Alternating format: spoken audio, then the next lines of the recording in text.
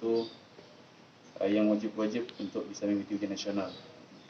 Dan kurikulum agama kita kurang lebih 90% itu bukunya berbahasa Arab. Jadi anak kita kemampuannya untuk membaca kitab Arab Gundul itu ya, lumayan lah. Kemudian komunikasi sehari-hari di pondok itu juga kita wajibkan berbahasa Arab meskipun belum 100% penerapannya. Kemudian hafalan Al-Quran, target kita dalam setahun itu minimal 2 juz. Rata-rata mereka bisa menghafal, sebagian ada yang sehari 1 halaman. Kalau 1 halaman berarti 1 bulan bisa selesai 1 juz. Itu rata-rata kurang lebih seperti itu.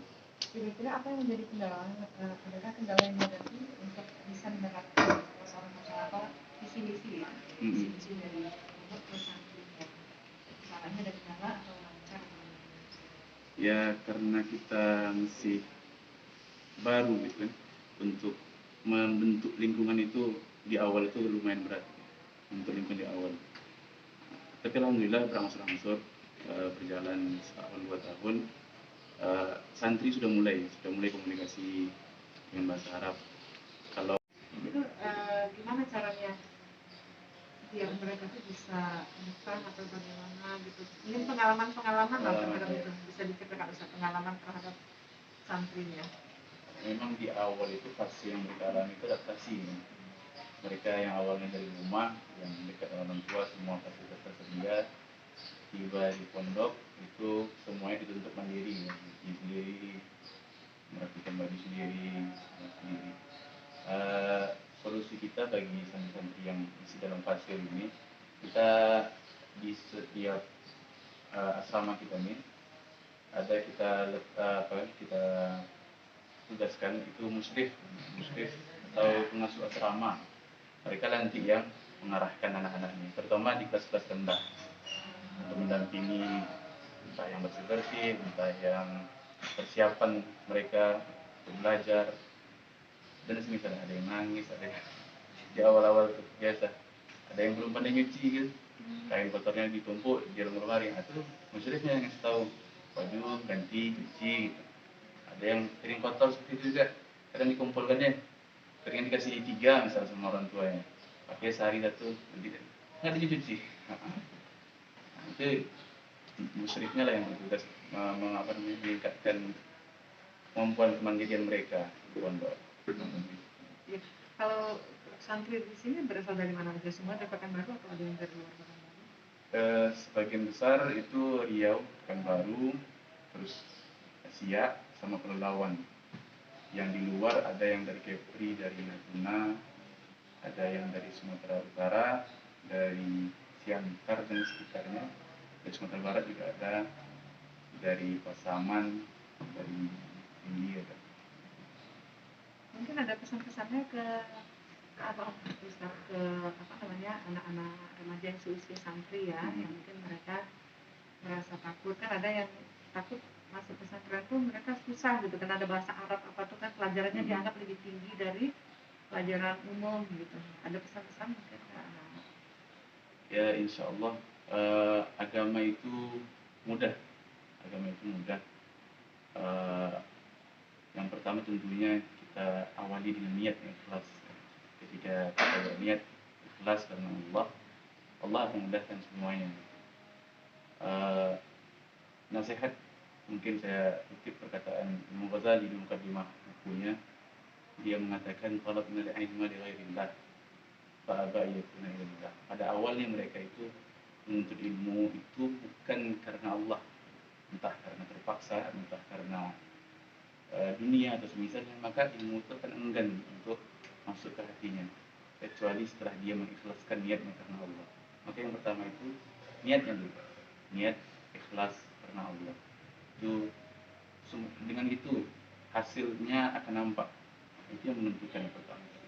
Kemudian tentunya usaha, banyak nasihat dari Imam Syafi'i juga, man lam yaduk murata'al misah dan tajarra'ul hayat ini, orang siapa yang tidak pernah merasakan pahitnya menuntut ilmu, maka dia akan merasakan pahitnya kejahilan seumur hidupnya. Jadi nasihat untuk anak-anak yang seusia santri-santri kita tidak perlu takut, karena standar yang kita letakkan untuk mereka itu juga sesuai bagi mereka gitu. Tidak langsung loncat ke yang tingkat lanjut gitu. Bertahap, pelan-pelan, insya Allah semuanya dimudahkan. Kalau untuk menjadi seorang santri itu apa sih persyaratannya? Apakah hanya mereka harus hafalan sekian? Syaratnya yang paling pertama itu mungkin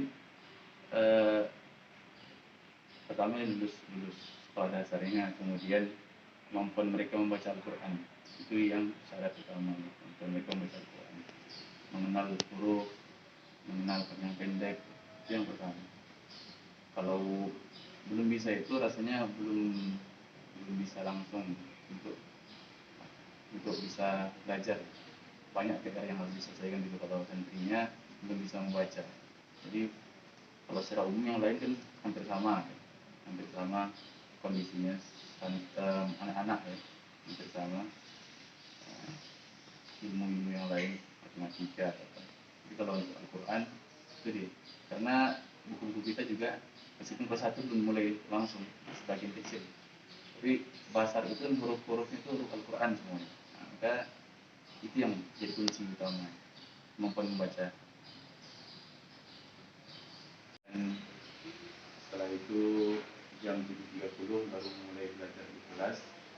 Kalau di masa COVID ini kita belajar cuma sampai jam 12, durasinya pendek. Nah, kemudian nanti di siang hari istirahat total mereka. Setelah itu sore ba'da asar itu kembali mereka ke masjid, kelompok menghafal Al-Quran, sambung ba'da maghrib, dan ba'da isya ada tambahan pelajaran juga di kelas. Itu selama 3 hari ini.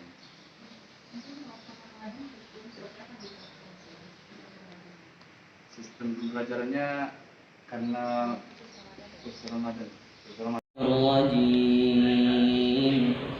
وبشر الذين آمنوا وعملوا الصالحات أن لهم جنات تجري من تحتها الأنهار كلما رزقوا منها من ثمرة رزقا